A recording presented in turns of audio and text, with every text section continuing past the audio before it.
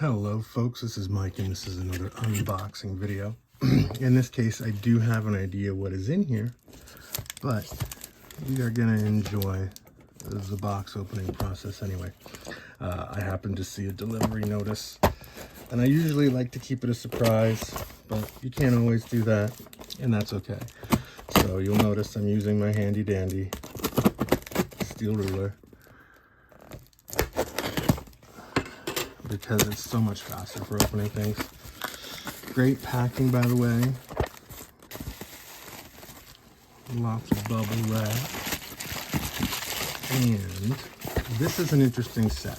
This is a set that I have been aware of, or was aware of, and I've never had the entire set before. I've only had a few cards from this set. I didn't actively collect it at the time. And this is Ultraverse Series 2. Now, if you don't know what Ultraverse is, that's because they no longer exist. And the reason they no longer exist is because Ultraverse was a line published by Malibu Comics. And so Malibu Comics was a company that started in the 80s, and they did their own kind of alternative version of superheroes. A lot of stuff created by Neil Adams. And they were kind of an indie, or say B-level superhero comic publisher for a long time. They had a lot of really original stuff. I believe at one time they did the Badger. I might be confusing that with the Ferret, but you know, these names, they get confusing. And a number of other superhero characters. There was Crazy Man, Zero Patrol, Armor. There were a number of public domain characters that were kind of revamped into the modern 80s and early 90s type of stuff. And then they launched a separate line. Now, what a lot of people don't know is Malibu was actually one of the original investors in Image Comics as well. They helped Image get started, and Image originally started with their address being under Malibu. And all you got to do is check the old back issues to find that. Now, they launched Ultraverse in the early 90s, and it was a separate line from the regular Malibu Comics, and it was focused exclusively on competing with Marvel and DC and producing their own really high-end glossy superheroes. And what happened was they really took off, and they brought in a lot of new creators, new characters, and they started taking a chunk out of the mainstream audience. They were it was a mainstream line owned by an independent company, and they had characters like Sludge by the name is escaping me right now, Howard the Duck creator. I should know this, I wrote an article about it. But anyways, they had Sludge, they had Prime, they had a team called the Exiles, which I will return to in a moment. Anyway, what happened was, what often happens when an independent small company starts to take too much of the mainstream market share, and that was Marvel bought them out. They did a big event where the universes merged and the characters crossed over, and their Exiles book became an X-Team book with Juggernaut, Reaper, Sienna Blaze, and some Ultraverse characters. Some Avengers characters merged with their superhero team, the Ultraforce. So the new Ultraforce had like the Black Knight and a couple other Marvel characters, possibly Circe. I'm not sure if I remember that clearly, but anyway, after a year of the merger, they just basically quit using all the Ultraverse characters and just phased them out, and you don't see them anymore. There was an animated series for Ultraforce, I think, which had Prime in it and featured Sludge as a villain. But anyway, so Ultraverse doesn't exist anymore, and that's why a lot of younger collectors and comic fans have not heard of them. And I will say this about this set. The reason I didn't collect it and get the entire set at the time it came out was because I'm not super impressed with the design of this one. I really prefer the Ultraverse first series for design-wise. This feels like what you'd see in an inside of a comic house ad, like a back page ad for comics. I feel like there's just too much border and stuff going on. It's a bit too busy, but this is a really cool piece of history to look at and think about where this could have been if they hadn't been bought out and eliminated by Marvel, which is the same thing they did with cross-gen comics as well. So these are pretty cool. I have not seen all of these because of the things I've mentioned. I've not owned this entire set, but I am a big fan of the original Ultraverse set, and I'm piecing together the last few chase cards that I don't have for that. So this is very good condition. There's a bit of a curve, bit of a bend in them. Something I might want to fix later. This guy is from another Ultraverse team, Grenade. I always thought his powers were cool, were interesting. He basically has shrapnel explosions out of his chest. The Strangers, that was the name of the team. That was another superhero team they had, was the Strangers.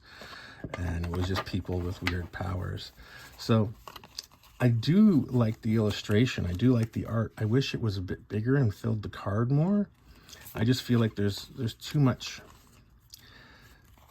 They tried to do too much with the background, I feel. Anyway, very cool stuff. I'm really looking forward to adding this to my personal collection, going through it later. I find it interesting they use this image for Prime.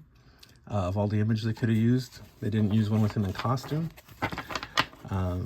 Anyway, nothing bad to say about any of the artwork or illustration. There's Sludge. Steve Gerber, I don't know why I couldn't remember that, but this is nice. They list the creators and things, at least, on these character cards. So very cool. This is going to go into my personal collection, and when I have time, I'm going to go through it, have a little read, and absorb some of this cool stuff. Warstrike and Wrath. These were like the same character with different names that popped up in some teams and some other comics. It's just funny. I find it interesting. Anyway, also I find a lot of similarities in the look between Zip Zap and Static. They were both created at the same time. Zip Zap, he's a speedster like the Flash, as opposed to the powers that Static has of lightning. Anyway, we're getting into the villains now. And again, all really cool stuff. Really love the illustration.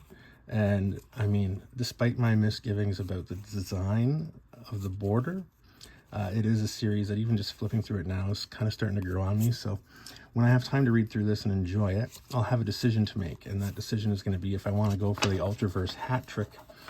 By that I mean, there are 3 Ultraverse card sets in existence. I have the base set of the first one and second one now, this being the second one. There's also an Ultraverse Masterpieces. There was a time when every comic book company was producing, or every franchise, they did it with Star Wars, they did it with a bunch of other stuff, but primarily known, Marvel's primarily known for the Marvel Masterpieces. There's a DC Masterpieces as well that I own, but anyway, there's also an Ultraverse Masterpieces where really fine artists and well-known fantasy sci-fi illustrators do painterly pieces of the characters for trading cards. So I'll have to decide if I want to go for that. But for now, I'm going to enjoy this, especially some of these characters I've forgotten. Meat Hook and Foxfire and Mastodon. Yeah, and I love these. Like, these guys are like Creature from the Black Lagoon, but they were called Rivermen. Yeah, very cool. And then some additional, I guess, recruit cards. I don't know if they're supposed to be rookie cards. I don't know if that makes sense. They had those same characters with rookie cards in the first series, but either way, very cool. I'm going to enjoy going through these, and perhaps they'll be added to a Grand Slam, not a Grand Slam, sorry, a hat trick in the future. Hat trick is 3. And see if we go. But for now, I'm going to enjoy these. I'm going to pour over them. Haha. Warstrike versus Wrath. That's funny. I'm going to have to definitely check that out. See what comic that's from. And we've got some puzzle cards as well. So that's awesome. I'm going to add this to my collection. And I'm going to enjoy it. This looks like a rune puzzle. Yeah. Or a 9-piece Oh, there's even some characters here I wasn't aware of. I didn't own every Ultraverse comic, so looks like this rookie section. Yeah, I'm gonna have to check these out. I really find it interesting when I discover characters that I wasn't aware of. So again, I'm gonna check this out. This is a lot of fun.